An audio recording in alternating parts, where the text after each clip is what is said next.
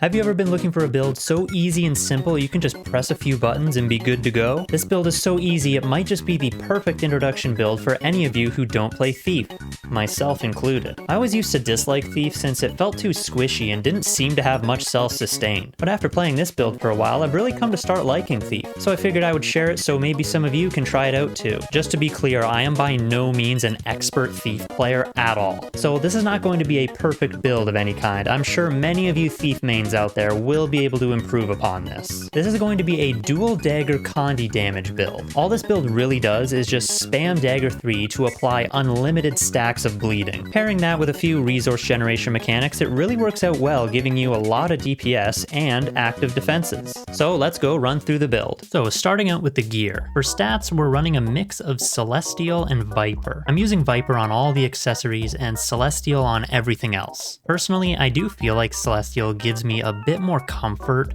from its defensive stats, especially when playing solo. Also, this build does generate boons, so having concentration helps with maintaining those boons. And all those Viper pieces will just boost our DPS a bit more. For the rune, I've picked Rune of the Crate. This offers bonus condi damage and bonus bleeding duration. This build applies a ton of bleeding, so going with a rune that focuses on bleeding is really beneficial. Weapons, I already said we're using dual daggers, and you can pick pretty much anything for the second set. The second weapon set isn't important at all. I'm using a rifle, so I do have a range option if I want it, and also because I just think Thief Rifle is cool, but it doesn't matter. I literally don't switch weapons with this build at all. For sigils, I have Bursting for the condi damage bonus, and Earth to generate more bleeding. Finally, the relic is Relic of the Fractal. With all the bleeding we apply, you can bet that this will trigger constantly, so it'll add a little bit more condi to our arsenal to squeeze out a little bit more damage. Now, for the traits, I will admit I'm not running anything really unique here. After looking at a lot of Thief builds, most of this seems pretty standard for open world play. Anyways, I'm using Shadow Arts, Trickery, and Deadeye. In Shadow Arts, we take middle, bottom, middle. Shadow's Embrace will give us some condi clear. Cloaked in Shadow will blind and steal health from enemies when we enter stealth, which is quite useful. And Shadow's Rejuvenation will help with generating initiative, doing so every time we enter and exit stealth. Trickery,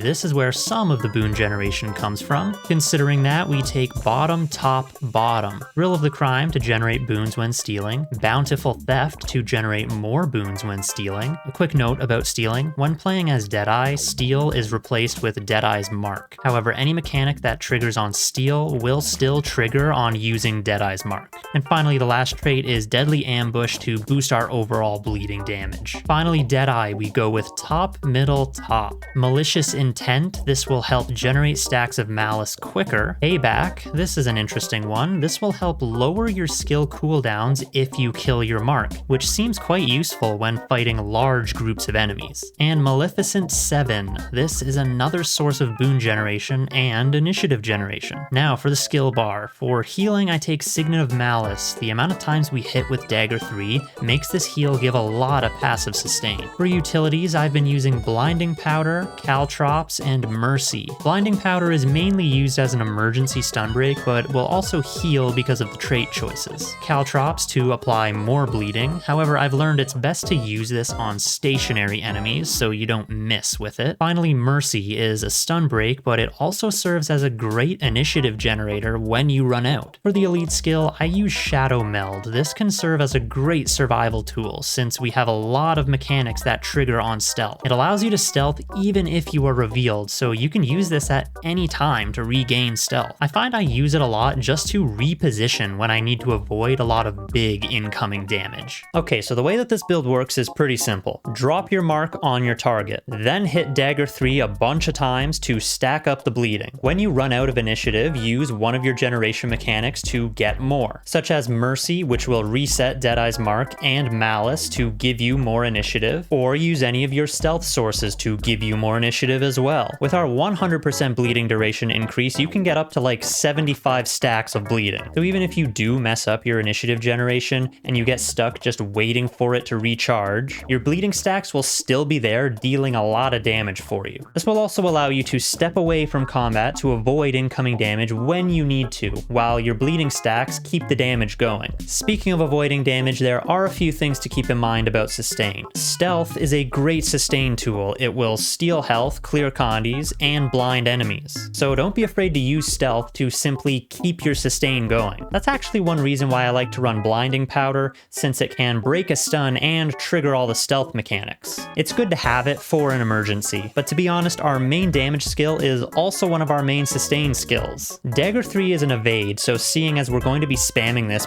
pretty much all the time, we will actually be evading most of the damage thrown our way anyway. A lot of Dark Souls pros used to say, "Just don't get hit, forehead." And in this situation, I couldn't agree more. Thief is still relatively squishy, so you do have to be careful not to get hit by big things. Because also, when fighting these big things, you still have to pay attention to enemy attacks and mechanics. Even though we have lots of evades, boons, stealth, life steal, the self-sustain in this build is not going to save you from big damage attacks or a one-shot mechanic. So you still have to pay attention to your enemies. Just as a gentle reminder here, I am by no means an experienced Thief player, so I am well aware that this build will likely have a lot of room for improvement. In fact, if you are an experienced Thief player, feel free to add on any notes you may have. This just happens to be the build that I've been using on Thief recently that I've been having a lot of fun with. So I figured I would share it so maybe some of you can try it out and have some fun with Thief too. Anyways, that'll be all for now. I hope you enjoyed this or found it interesting or helpful.